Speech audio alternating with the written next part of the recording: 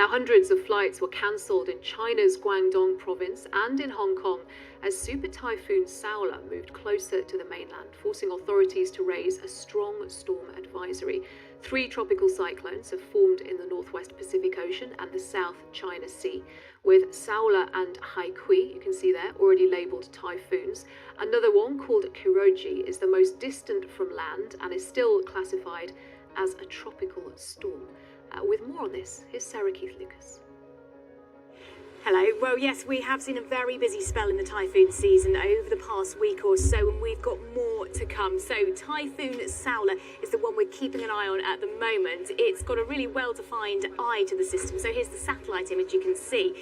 This is Typhoon Saola here. You can see it rotating. It's a large typhoon, and it's moving its way just gradually close to the coast of the southwest of China, approaching Hong Kong at the moment. It's going to be probably the worst typhoon to impact Hong Kong in around about 5 years, and then following close on its heels, similar area will be the next typhoon, Haikui, which is just pushing in towards Taiwan at the moment. But let's take a look at the track of Typhoon Saola first, and over the next few days it's going to move its way close to the coast here of Hong Kong and Guangdong. There could be about 300 millimetres of rain falling over the mountainous areas there before it then curls back probably in towards the South China Sea, affecting Hainan and the Leizhou Peninsula as well. So let's take a look at the rainfall associated with this system. You can see the green colours here indicating the torrential rainfall. It's going to move very close to Hong Kong over the next 24 hours or so. But of course, not just the rain. These really strong winds coming in from an easterly direction, they're going to be pushing up the sea level across the region. So we could see coastal inundation as the sea rises by around about 3 metres compared to normal around the Hong Kong region, pushing off then gradually towards the southwest. But you can see already the next storm system lining up, and that's going to push its way across Taiwan and potentially make a second landfall around a similar area in southern China into next week as well. So it's that combination of the heavy rainfall, those strong winds, and also that potential coastal inundation that's going to mean some very severe weather right across the region, certainly over the next few days. Thank you, Sarah. Let's go live to Hong Kong then, speak to our reporter Martin Yip. Martin, the authorities are really making some substantial preparations for this, aren't they?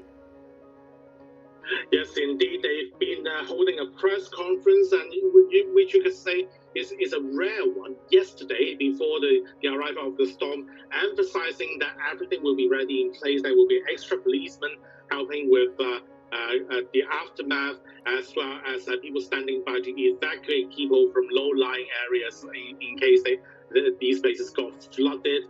So the government is trying to give out a picture of taking no chance, because back in 2018 and 2017, there were 2 other major typhoons that wreaked havoc in Hong Kong, and pretty much ended up with the government in pound faces, facing so much criticism. And I can tell you now, at this very second, the Hong Kong Observatory, the meteorological agency here, has just raised the typhoon warning signal by 1 rank to number 9. That's the second highest. That means the typhoon is getting really close to Hong Kong. The observatory has said the eye of the typhoon is now just 50 kilometers away from Hong Kong, and it could get as close as 40 kilometers. That would bring all these potential hazards that you just heard from our weather colleagues, tidal waves, those rainfalls. So they're taking no chance and telling people to stay safe, staying away from waterfronts and all other risky places. Martin, will that new raise change any of the preparations that are being made? It's mostly about protocol thing, because this system has been in Hong Kong for decades. So when it reached number 9 last night, in the early hours of today, that already shut down most of the businesses, the stock market, schools, and most of the bus services. Now it would be the train service being scaled back from running a limited schedules across the whole network to only the covered sections, the underground sections. So that's a further shutdown of the city, you may say, but it's something that Hong Kong has been learned or pretty much get used to in the past decades when typhoons hit Hong Kong. And is there any sense, Martin, of how long that will continue for? How long people there in Hong Kong are going to be hunkering down as this passes by?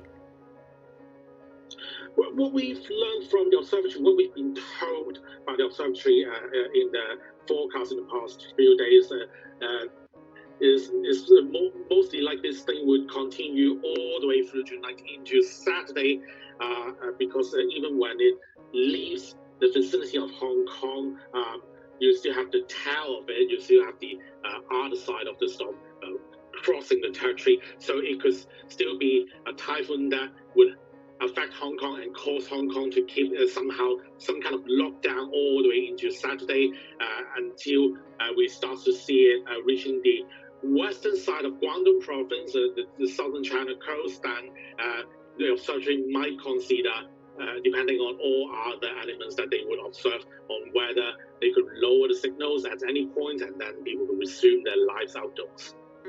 And just a final brief thought, Martin, you've been talking there about everything that the authorities are doing, and obviously people in Hong Kong, what they've experienced before. Are they quite stoic at a moment like this, or is there's some nervousness about what's coming? Definitely the nervousness this time, because like you said, this has been said to be possibly the strongest, or at least one of the 5 strongest typhoon to hit southern China. That's according to the Chinese Meteorological Agency, since 1949. So even in Hong Kong, there were a bit of panic buying in markets, in supermarkets on Thursday, and even today, when the storm is still pretty calm during around lunch hours here.